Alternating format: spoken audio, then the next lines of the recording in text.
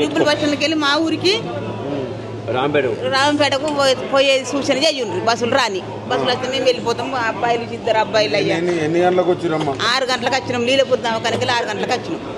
15 రోజుల కోళ్ళ అన్నీ ఉన్నాము. దవాఖాన ఉండి ఇలా ఇంటికి పోతామని వచ్చినాం. హెల్త్ గురించి వచ్చిరా?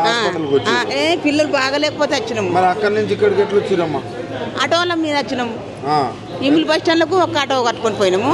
ఆడ బస్సులు దొరుకుతాయేమని మళ్ళీ ఆడికెళ్ళి ఆడ వస్తలేమని మళ్ళీ ఇటు జుబ్బుల బస్ స్టాండ్లకు మళ్ళీ ఇంకో ఆటో కట్టుకొని వచ్చినాము. 600 రూపాయలు అన్నీ అయిపోయినాయి. ఆటో ఛార్జీలు 600 అయినాయి. ఈడికే 600 అయినాయి. ఇప్పుడు ఎక్కడ పోవాలి మీరు? రామంపేటకు పోవాలి.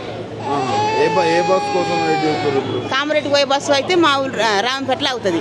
నిజామాబాద్ పోయే బస్సు మా రామంపేటలో అవుతుంది. ఇప్పుడు ఏ బస్సులు పోతలేవు. ఈ నడమలో అయిపోయినాం. ఇక ఎటు కాకుండా అయింది. కార్లు ఇట్లా ఏమన్నా? కార్లు 3000 అడుగుతారు. 3000 అడుగుతారు. మళ్ళా ఒక మనిషికి ఇంకో ఆయన వచ్చి 350 300. మేము ముగ్గురం ఉన్నాము. 350 350 తీసుకుంటారట. ఎన్ని అవుతాయి? 350 350. ఎంతమంది ఉన్నారు మీరు? ముగ్గురం ఉన్నాం. నా కొడుకు, మా కోడలు, నేను.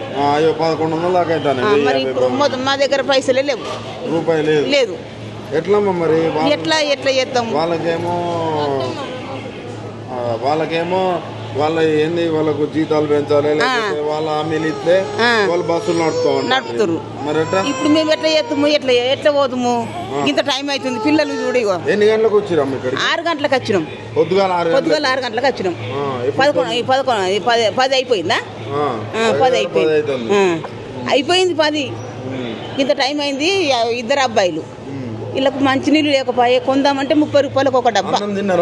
అన్నం లేదు, ఏం లేదు, చాయ్ తాగలేదు. అంత ఆగమాగం అవుతుంది. ఏం తినలేదు. ఇంకా మేము ఏం తినలేదు.